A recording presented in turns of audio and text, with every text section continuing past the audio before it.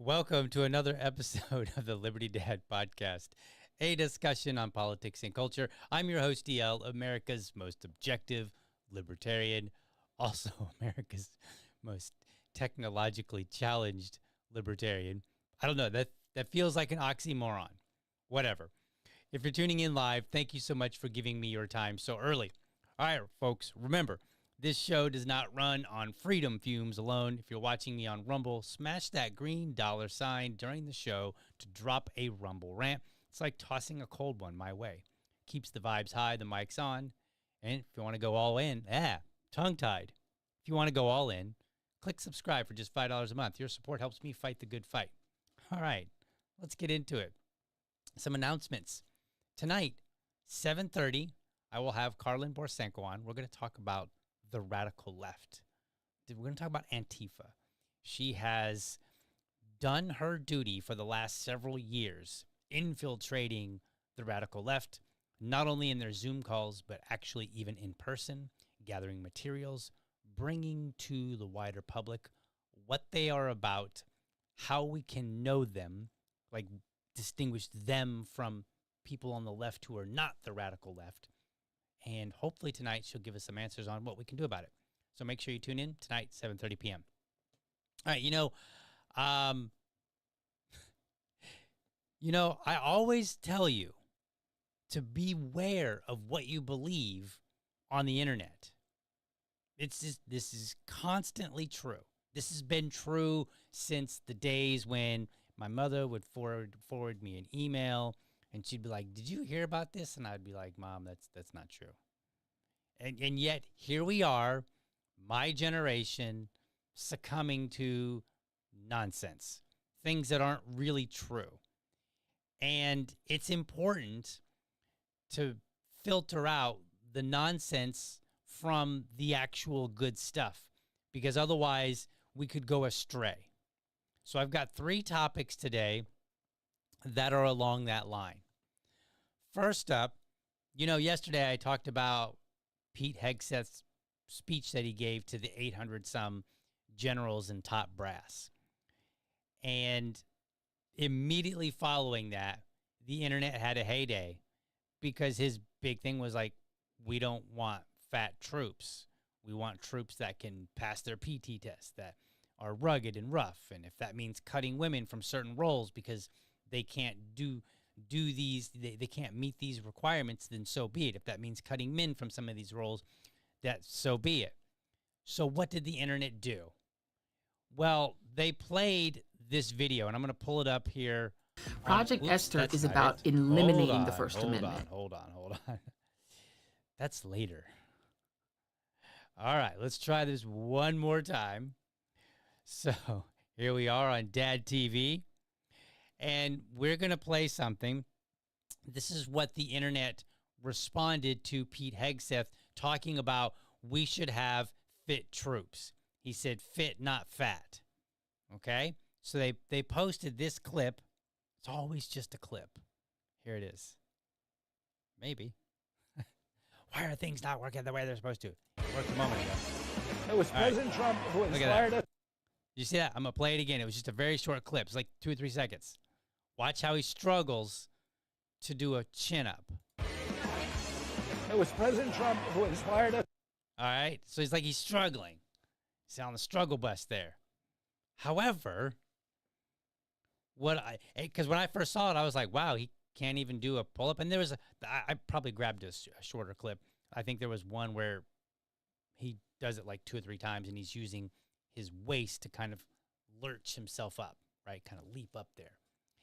And so initially I was like, well, is that true? And there were so many people posting, and I was like, I don't know, maybe he does have trouble, doing some pull-ups. And then I saw one comment in this like sea of nonsense, and someone was like, yeah, but you guys are missing out. This was like his 50th one. And I was like, 50th one? Like, yes, if I did 50 pull-ups or chin-ups, I suspect that at the end, I might have to have a little, I might have to try to, give that little jumping assistance for the 50th one too. But I'm not just going to take somebody's word for it. We don't do that around here. We go look for source material. And as it turns out, I found it.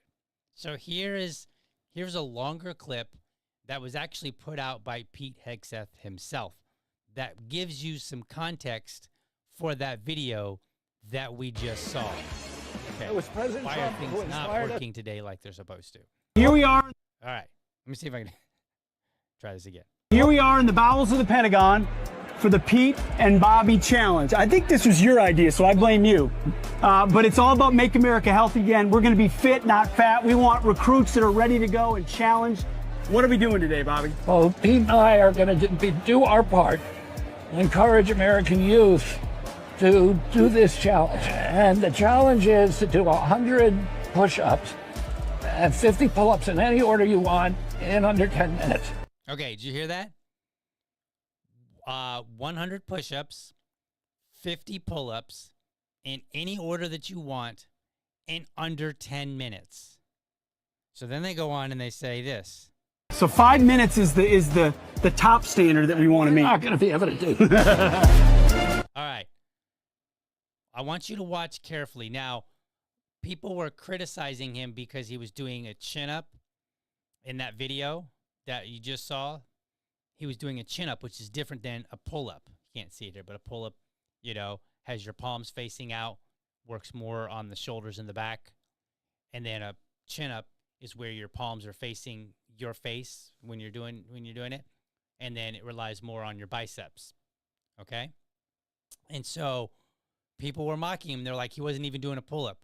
So as you can see here, both of them are doing their pull-ups. I'm going to back this video up a little bit because I want you to see that he does the pull-ups.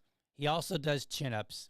And you can see at the beginning, he gets them correct. He's literally hanging, pulls himself up, hanging, pulls himself up, right? It goes kind of quickly because this is a promo video.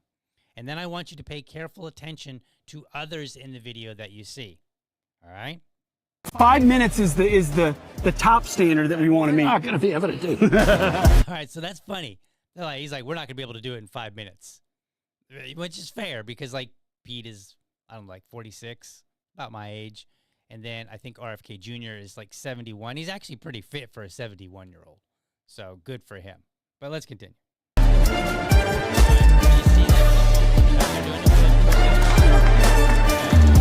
quick. That's somebody else. All right, someone else. Did you notice that? Wind it back just a way. Here's this guy right here. I don't know who he is. This is not Pete. This is somebody else. He's doing his pull-ups or his chin-ups because he's got his palms facing inward. Okay? All right, let's continue.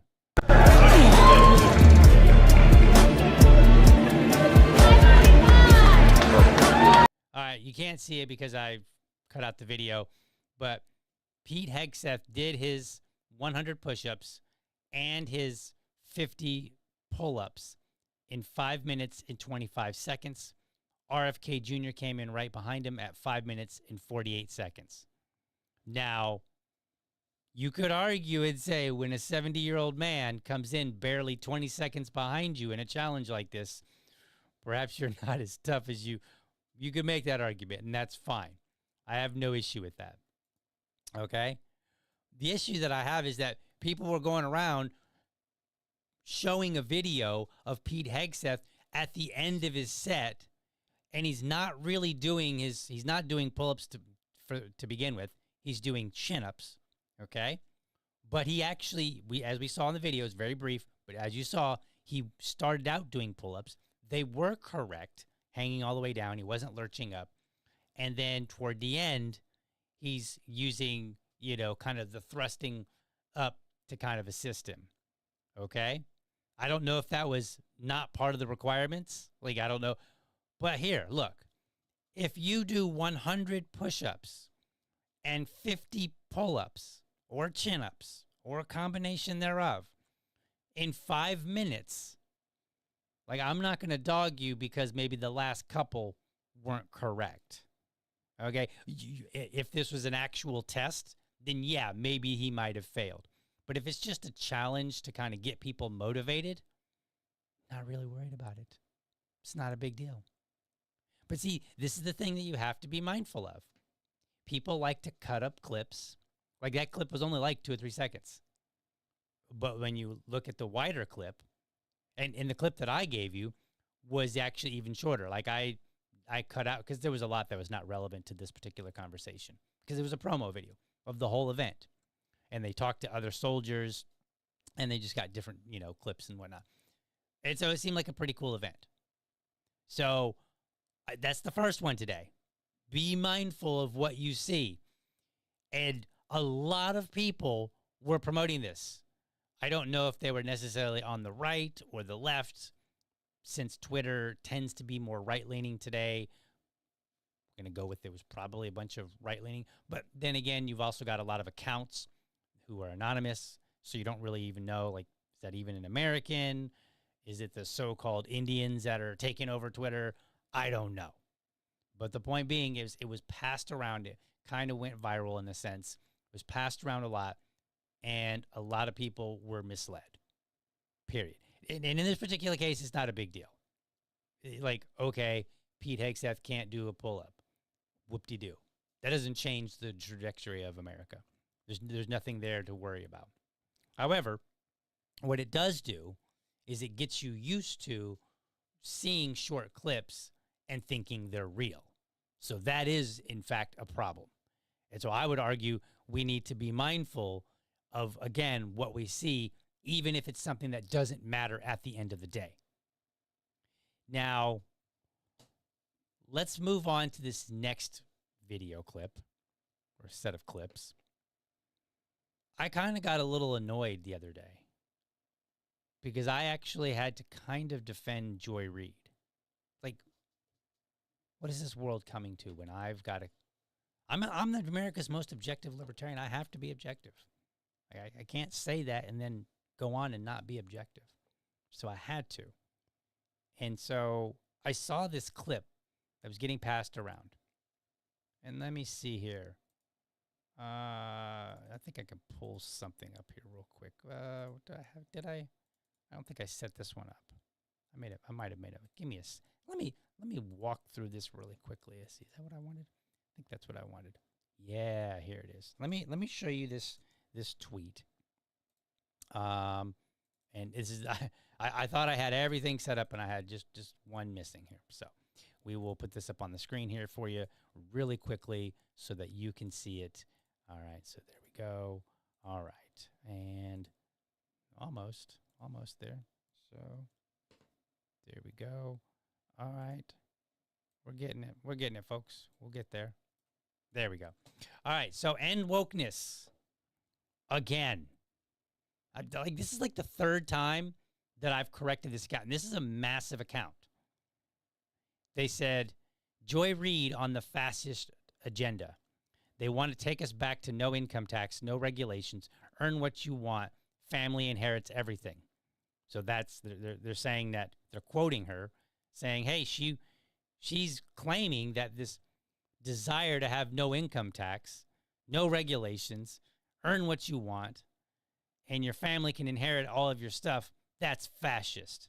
And everybody had a heyday. Now, what you don't see here, I removed it just for purposes of keeping everything on the screen. There's actually an accompanying video. So we're going to watch this video that people passed around, mocked Joy Reid. Look, I don't really care that you mock Joy Reid. I only care that we get things right.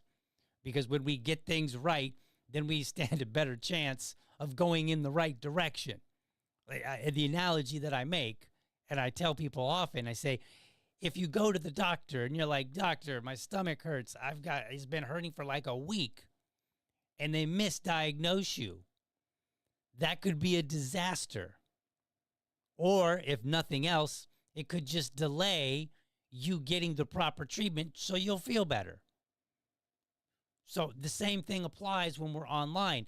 If we're looking at some clip and we're misinterpreting it, we're getting it wrong, then our response is also going to be wrong.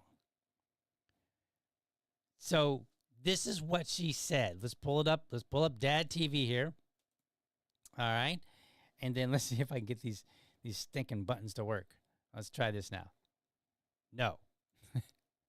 Is that if you go back before the 20th century, there were no income taxes, there were no regulations on business. You could earn as much money as you want, leave 100% of it to your children with no taxes. Right. That's the world they want back. And to get it back, they need society to change. They need people to be less modern. They need people to want fewer things. Okay. And so this clip was being passed around like, man, this is what she said about fascism. Nothing in that video sounded like fascism. So at first I was like, Joy Reid's being Joy Reid. But then I just kind of got this nagging feeling. I was like, it wasn't really even a nagging feeling. It was more like curiosity. I was like, wait a minute. What's the fuller context to this clip? Because now I'm kind of curious. So I went and I watched her video.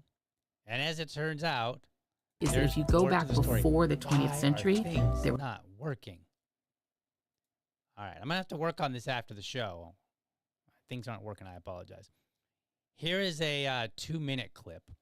I'm going to play it in full. I'm not going to stop it. I start it back.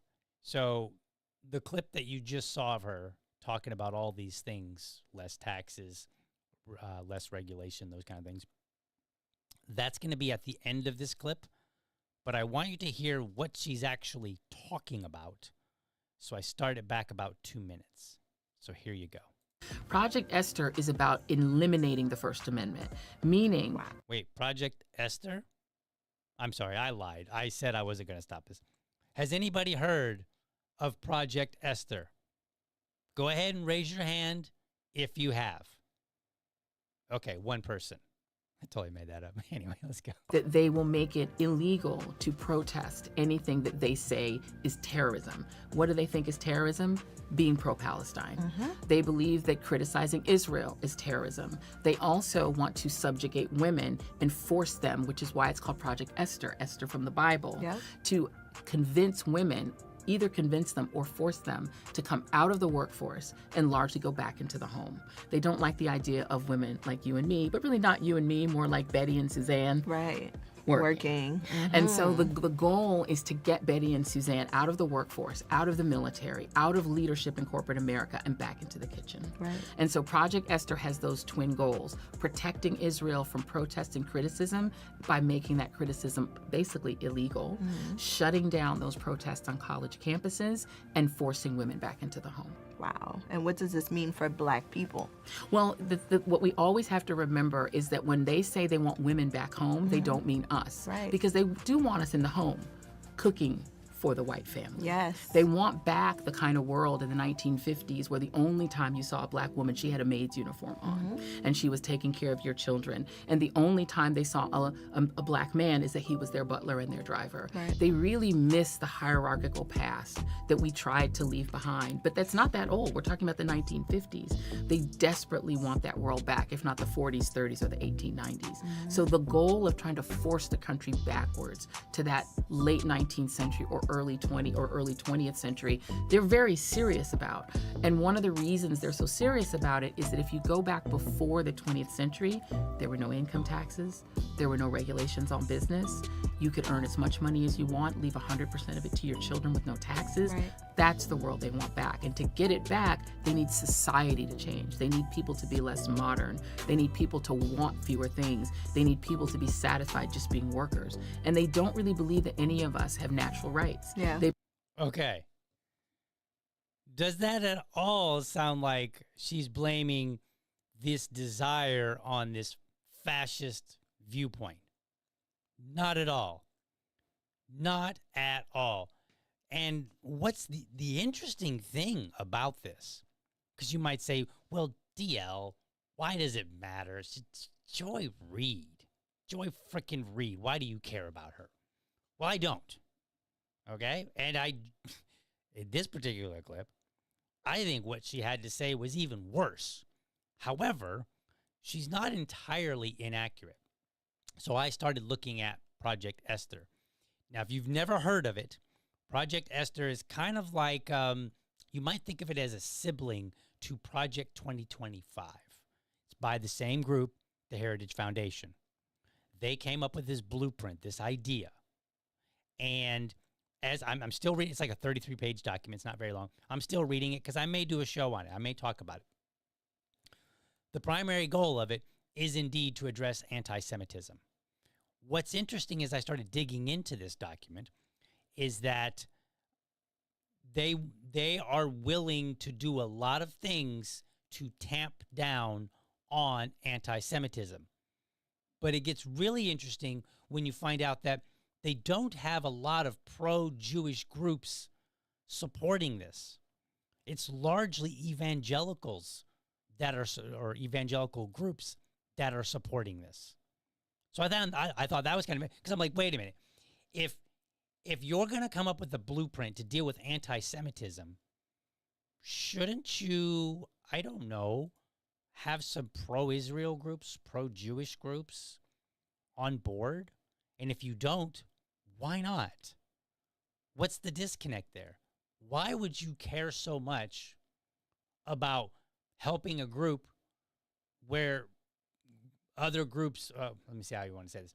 Why do you care so much about helping a group of people when you lack organizations that represent that people on board? That seems kind of strange to me. And so I'm reading through it. I can't really speak to a lot of it right now.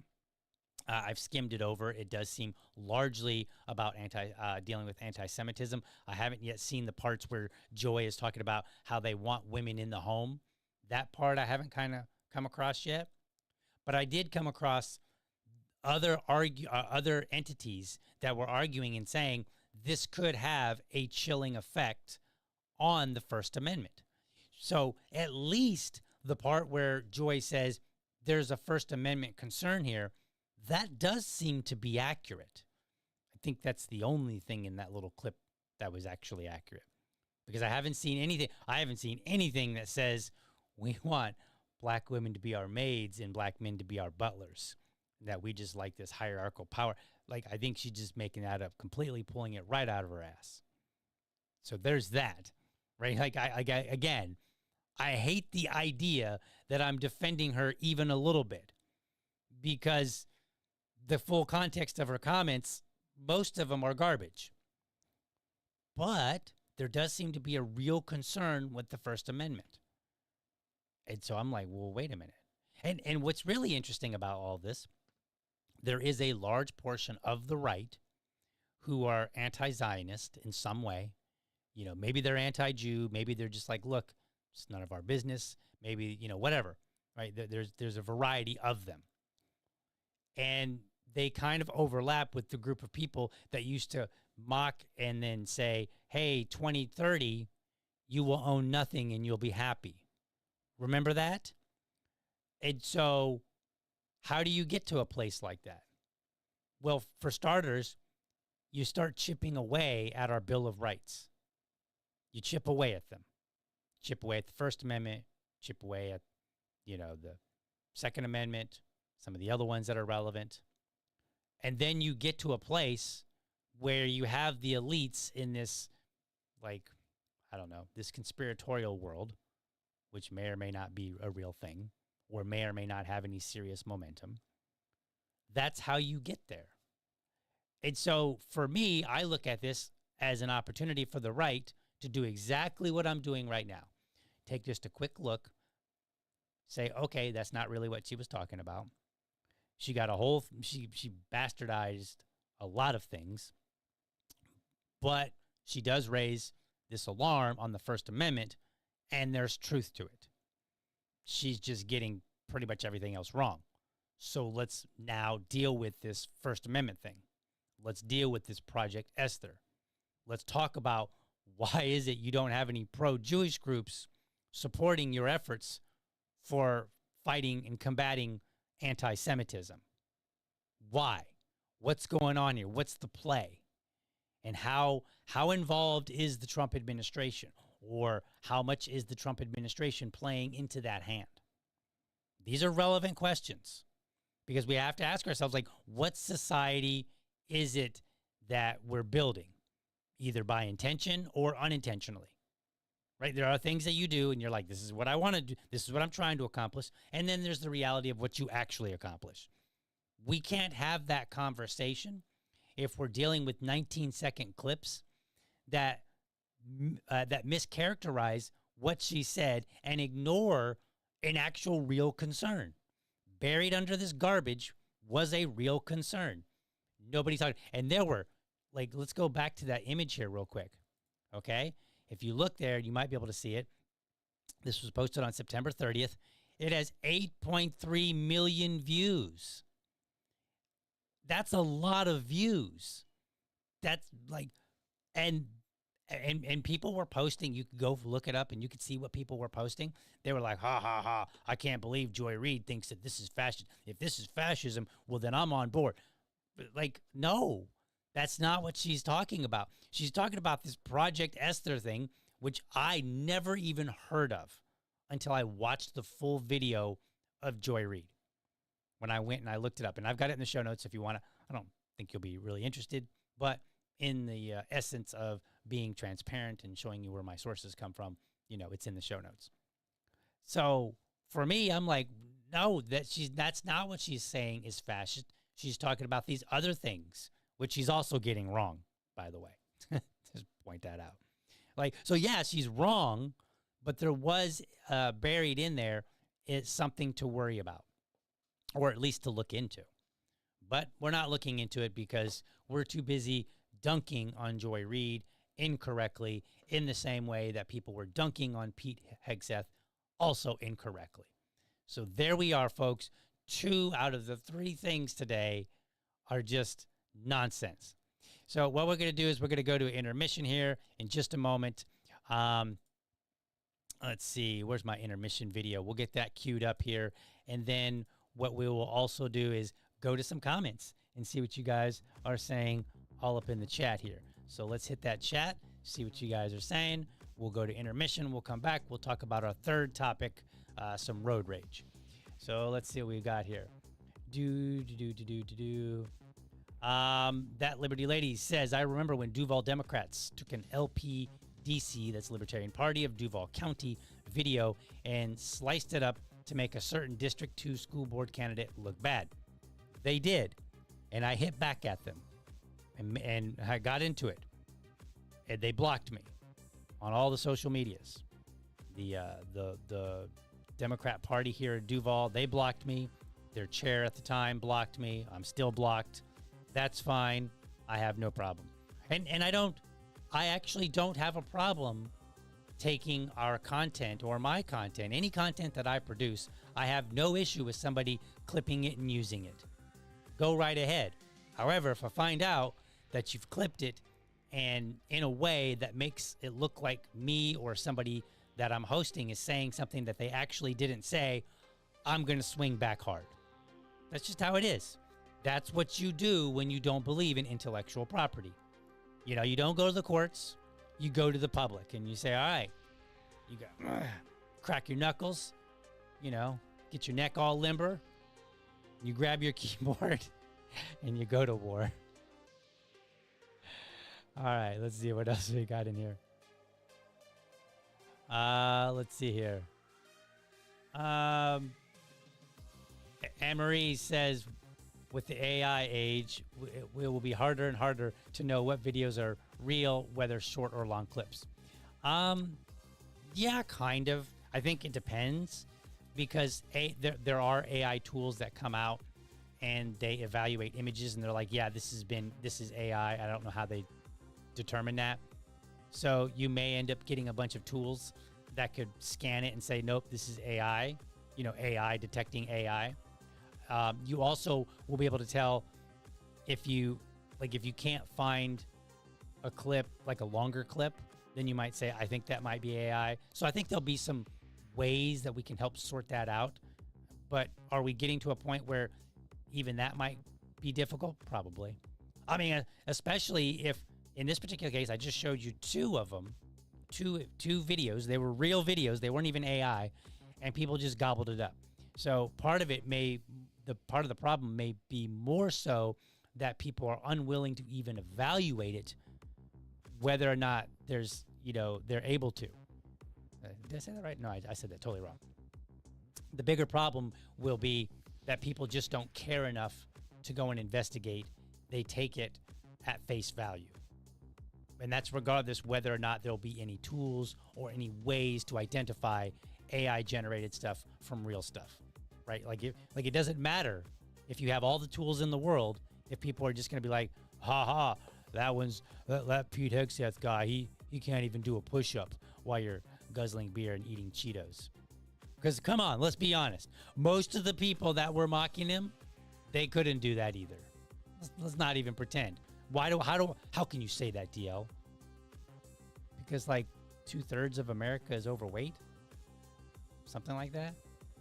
We're a fat country. And when we're a fat country, fat people just, you know, they're not going to do 100 push-ups and 50 pull-ups in 10 minutes. Like I know a lot of skinny people that can't do that. Anyway, let's see here. It looks like some conversation going on. I think we need video of DL doing 100 push-ups and 50 pull-ups to make sure that he could come down and get your tent if you need it back up. That's part of a longer conversation. No, we don't need a video of DL failing to do 100 push-ups and 50 pull-ups. However, maybe I'll give it a shot one of these days and see what happens. I don't know. I did, in the process of researching, I did come across a video that gave some pointers on being able to accomplish that task, actually. So you never know. We'll see. Let's see. That Liberty Lady says, I'm blocked by both parties in Duval. Yeah, I'm not blocked by the Republicans yet. So we'll see. All right, folks, we're going to go to intermission here. We'll be right back. We'll get into this last story.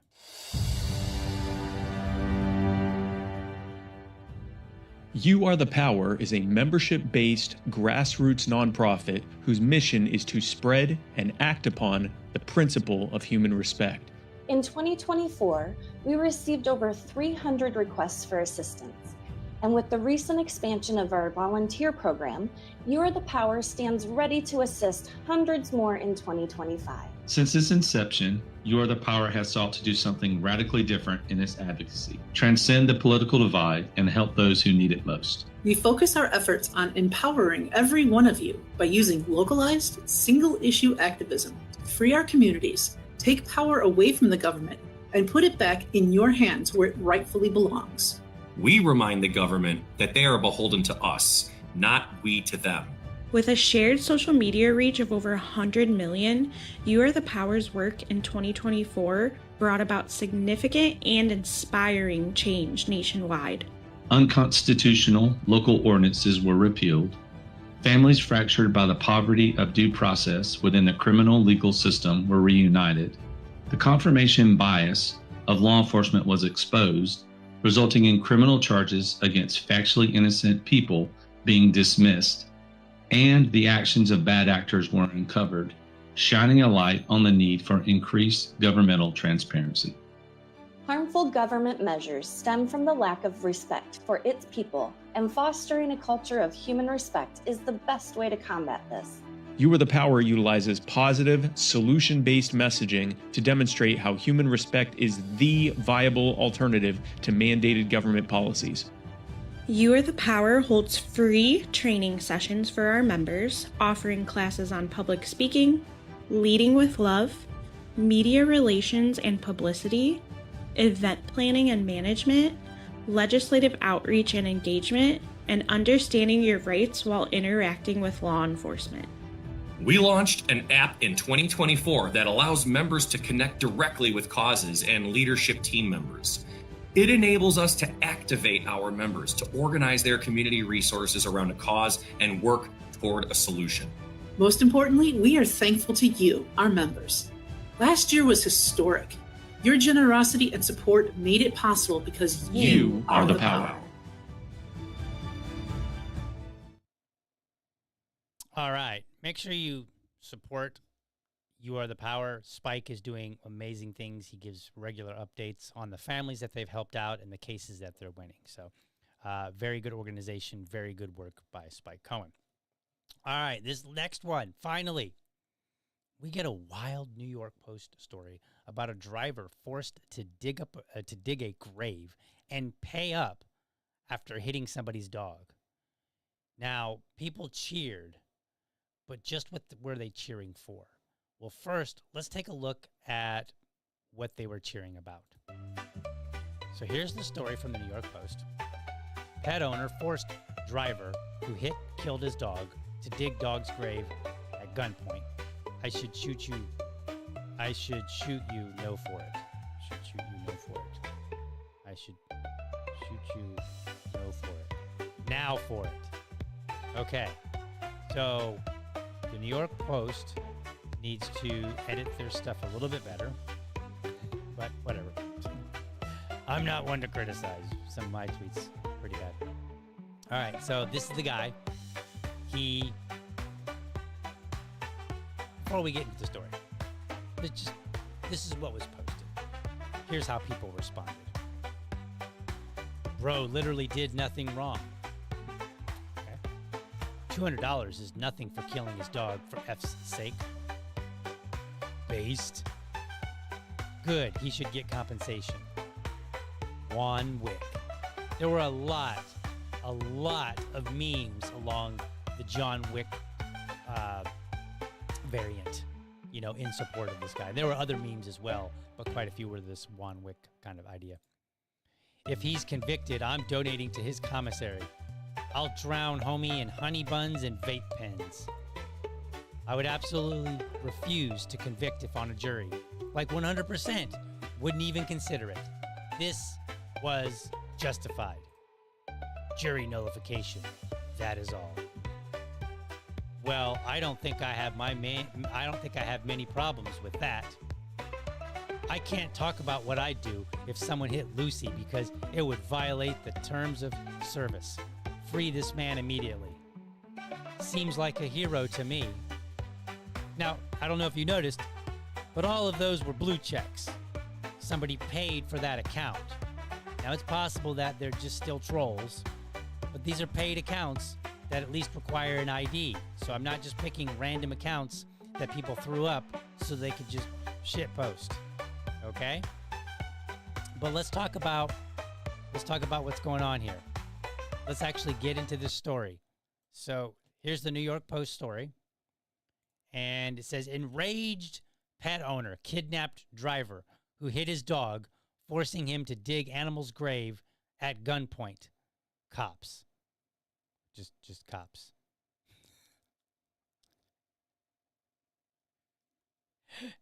Just cops.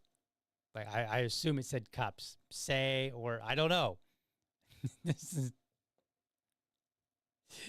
So the New York Post couldn't craft a tweet, and they couldn't even review their own headline.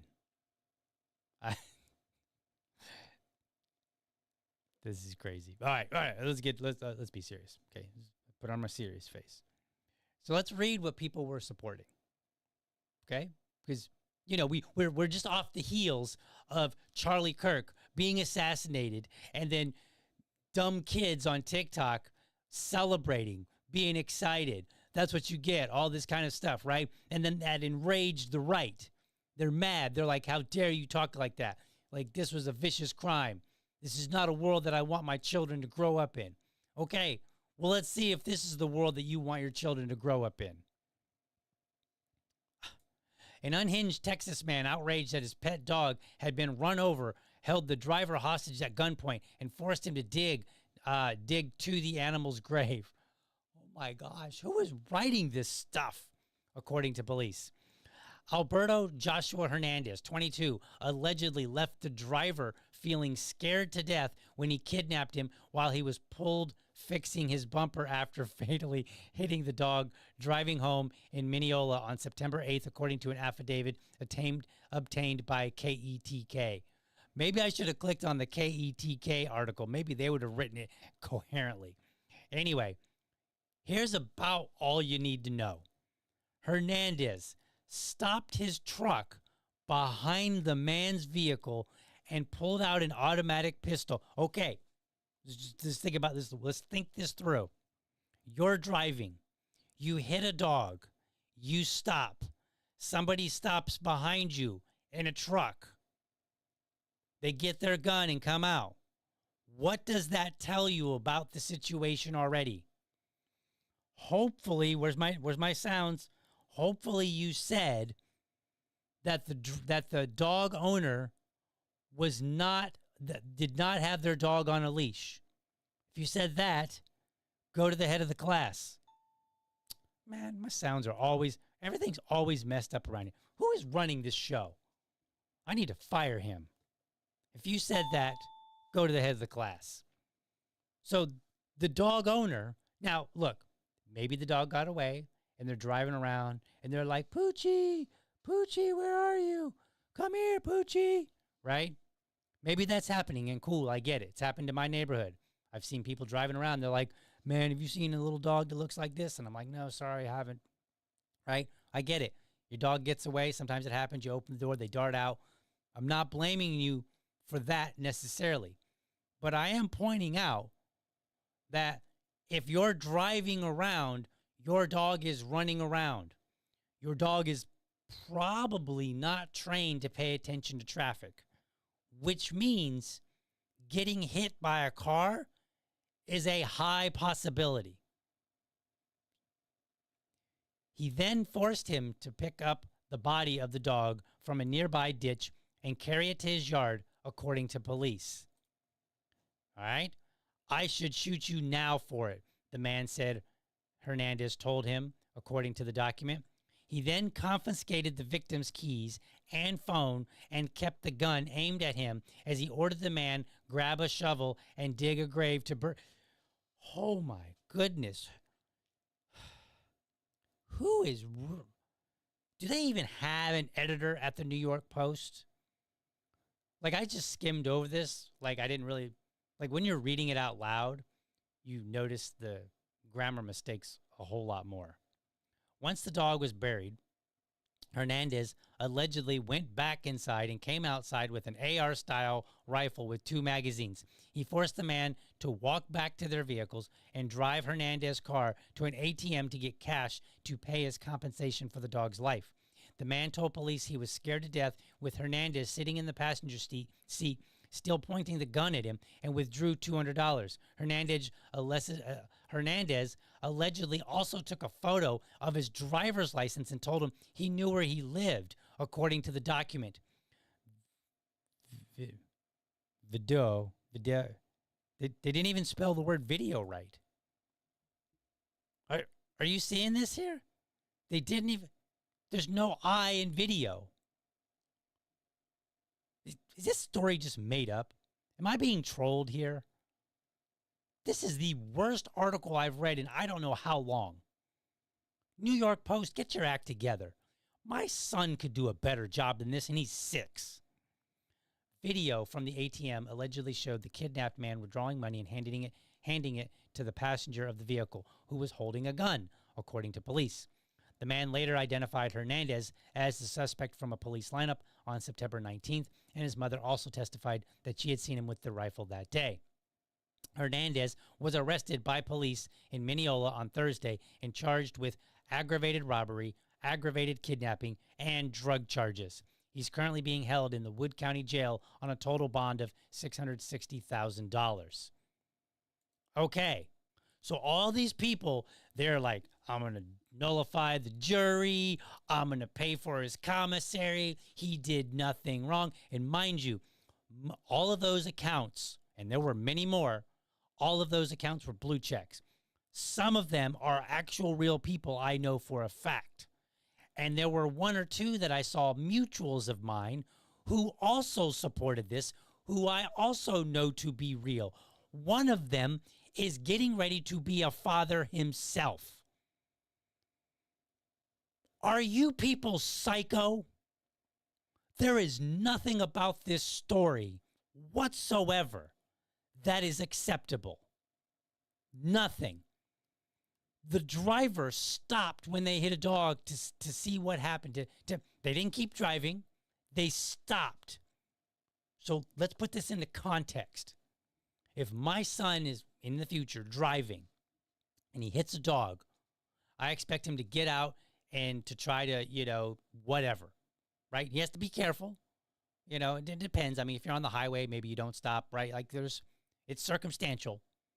But ultimately, if he's like driving through the neighborhood and he hits a dog, I want him to stop and, be careful. Like, obviously the dog's hurt. Now the dog may bite him. So don't get yourself hurt, but maybe look around for somebody who's chasing their dog and try to help out, right? That's the right thing to do, to stop. Then if the owner, who happens to be looking for their dog, which I assume this Hernandez man was looking for his dog. That's why he's in a car. Again, Poochie, come here. Poochie, where are you? Come back, right? Then he sees his dog get clipped by a car. So then he stops. There is nothing acceptable after that point. Nothing. Pulls out a gun, forces him to dig a grave, tells him that he should shoot him, forces him to go get money.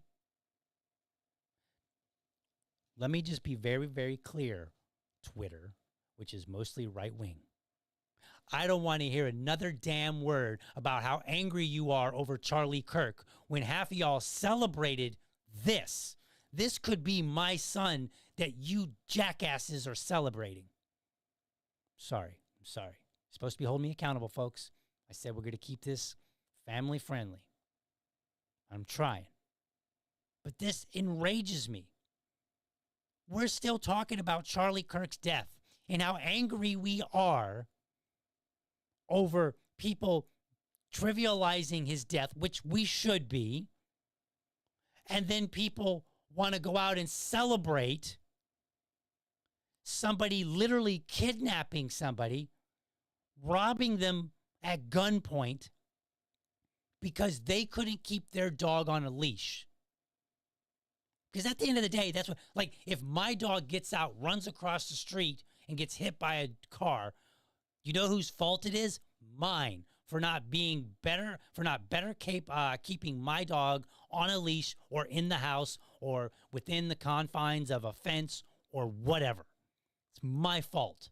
Even if it's an accident, even if I open the door to say hello to somebody knocking on, the dog darts out to go after a squirrel or something, right? Whatever.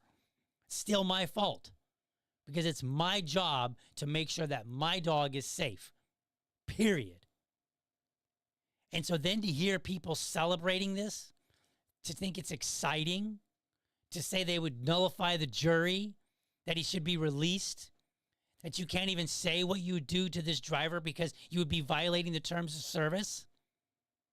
No, I don't want to hear another word about Charlie Kirk because none of y'all meant it. You only meant it because it was your guy. But otherwise, you're just as psychopathic as all those idiots on TikTok. And for those who didn't celebrate and didn't call this out, you are contributing to this problem. If you saw that and you were like, yeah, I kind of get it. And some people were like, I didn't have any of the comments, but some of them were like, I'm not saying that I agree with this, but I understand. No, I don't understand. You are an idiot if you say that you understand. There is no understanding about this. And if you're a father or a mother and you said this, shame on you. Shame on you for being a despicable example for your child.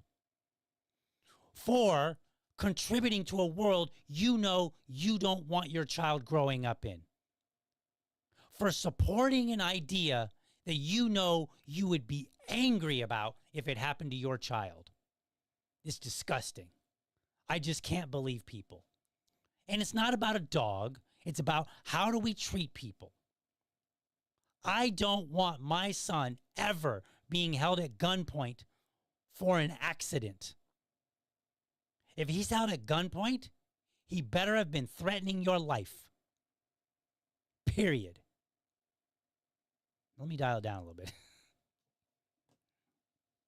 I told that VA lady, I said, tomorrow you may have to rein me in because I'm going to be a little bit fiery on this.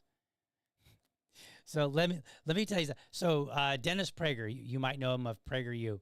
He tells this story, and I think I talked about it in one of my past episodes a long time ago, like back in the 100s or something. He tells this interesting story where he would go around to college campuses, and he would ask students, I think it might have been high schools. It was one of the two, college campuses or high schools. I think it was high schools now that I'm thinking about it. And he would ask him a question. He would say, if your dog was drowning, your dog that you own, and a stranger were drowning, which one would you save? And he said consistently he got these results. About 1/3 would say they would save the dog. About 1/3 say they would save the stranger. And about 1/3 didn't know, which means 2/3 of the kids that he spoke to in that story didn't understand the simple concept that you save people or creatures from your own species first. Look, and this story is years old, like 10 years old, 20 years old. This is not something he did last year. This is something that Dennis Prager did like 15, 20 years ago, because that's about when I read it. So the people that are my age now, because I'm 47, so 15, 20 years ago would have been me in my 20s, okay? So those people that couldn't understand that you save a human over a dog, they are now grown up. They are now on the internet celebrating the idea that we would hold somebody hostage who accidentally, presumably it was an accident, who accidentally clipped their dog with their car because they couldn't keep hold of them, and then forced them to dig a grave and threatened them and took their money by force and took a picture of their license and said, I know where you live. I mean, we're all talking about cartels. That's like cartel behavior right there. That is literally Did you ever see the last Rambo, where Sylvester Stallone goes to Mexico to pick up like the young girl that's living with him, and his like he's got like an old woman that lives with him, and like her niece or something like that is living, and then the girl goes to Mexico, gets caught up with this like small cartel, and he goes. They literally did the same thing. They took a picture and they're like, yeah, we know where you live, hombre. Like, that's cartel stuff. So here we are. A lot of these people on the right, they're celebrating, woo, look at Trump. You know, he's taken out all these cartels through immigration. And, oh, my God, how dare you say that about Charlie Kirk? When half of y'all couldn't even figure out that you save, not half, 2/3 of y'all can't even figure out that you save a human over a dog. And then this later results in getting on the internet and saying that you would nullify the jury for somebody that did all of that. And then you want to whine and cry, show me your right-wing crybaby tears because people were vicious and vile toward Charlie Kirk, yet you're engaging in the same friggin' behavior. Because you guys don't really have a moral grounding. Sorry, that's where we are as a society. That's what I have to bring my child up in and show him and say, look at all these morons. Absolute moral rot. It's disgusting. My son will be better. Because I'm looking at this and I'm saying, let me take a moment to see what's going on here.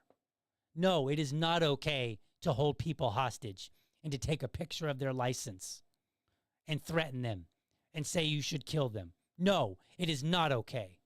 And my son's 6, so he luckily gets to worry more about Minecraft. But when he gets older, and these are the kind of conversations that we will have, I will be telling him, son, there are a lot of horrible people on this planet. And don't let the right or the left fool you. There's plenty of them in both camps. And there's plenty in the libertarian camp. There's plenty in every camp. Don't be fooled, son. Don't be fooled. All right. That's enough of my ranting. Let's get to some final comments, and then we'll get the heck out of here. Let's see what you guys are saying. Let's see here.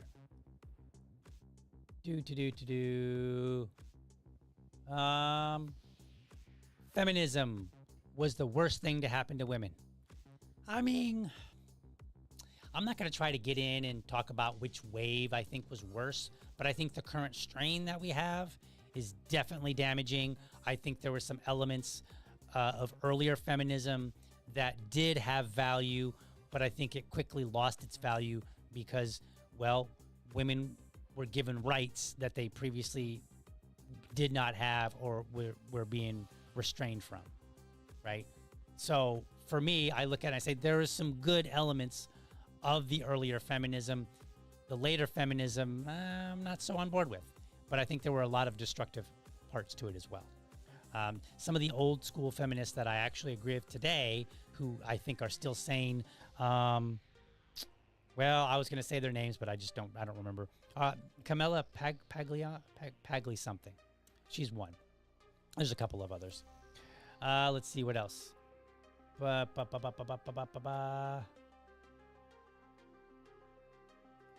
I'm looking forward to DL going through these comments. Uh-oh. Let's see here. Oh, boy. And this happened in New York. Thought New York had some of the strangest gun laws out there. How did this guy get a rifle? No. And you probably noticed later, this was actually in Texas. But in case anybody, it was the New York Post that was reporting it, but it was a story in Texas, in some small town I've never heard of. Let's see here. Yes, here's some. Liberty Dad needs to get his YouTube hours up so that he can cross that threshold and get monetized. So do this team a solid. Put a past episode on your computer and walk away. Help DL get monetized. That's right. I got to reach so many watch hours on YouTube, trying to get monetized there. The monetization didn't quite work out, as you remember, from Rumble. So we're still working on that. But ultimately, the monetization goes toward helping grow this channel and making, putting me in a position to deliver better and better content. Let's see. Calm down, DL, calm down. I like this last one. DL's face is getting red. Now I'm going to have to go look and see, like, was my face really getting red? Like, or are you just saying that? Like, it might have been, I don't know. But when I saw that, when I first saw it, I was like, I kind of initially thought, okay, maybe the person that held him at gunpoint was just turning the tables, on this person. And so maybe it's, it's legally wrong, but maybe it's one of those situations where you're like, yeah, you shouldn't have done that, but I do kind of get it. But then once I got into the story, I'm like, no, there's nothing in here to get. This is a horrible story. I'm not supporting this whatsoever. And I was kind of shocked that some of my mutuals, people that I know should know better, were actually supporting this. So that was very sad. Yes, technically I'm still monetized on Rumble for like 50 cents or something like that. I don't know. I'm 50 Cent now. What's up in the club? Something like that. I don't know. All right, folks. All right. I should stop. I should stop while I'm ahead. All right. So, I am all about supporting organizations that hold my values. So make sure that you head over to blackgunsmatter.shop. They've got apparel, stickers, and more. You can use the code LibertyDad at checkout to score a 10% discount. LibertyDad, all one word, 10%. That's no chump change. Or you can just hit the referral link that is in the show notes. I've made it nice and easy for you folks. And before you head out, I want you to remember, I'm not just a voice on the mic. I'm a dad who's working hard, like I said, to deliver you the best libertarian content. So I want you to connect with me on Linktree. You can go to my Linktree. It's in the show notes. You'll find my Patreon. You'll find my Buy Me a Coffee. Those links are there. Every bit helps this show keep on rolling. Plus, you can find all of my other platforms so that you can stay in the loop. With your help, this show, The Message of Liberty, objective libertarian views, will be seen by more people. As always, I appreciate you guys tuning in, and I look forward to seeing you tomorrow. Don't forget, not just tomorrow, tonight at 7:30 p.m., I will have Karlin Borsenko on. We're going to talk about the radical left. So with that, you can check out my Linktree in the show notes, or in just a moment, you can take a screenshot of the QR code that you're about to see, and you can use that to get to my Linktree, and then you can hit up all those links. So do me a solid, folks. Help me out. Help me grow. And I will see you tonight.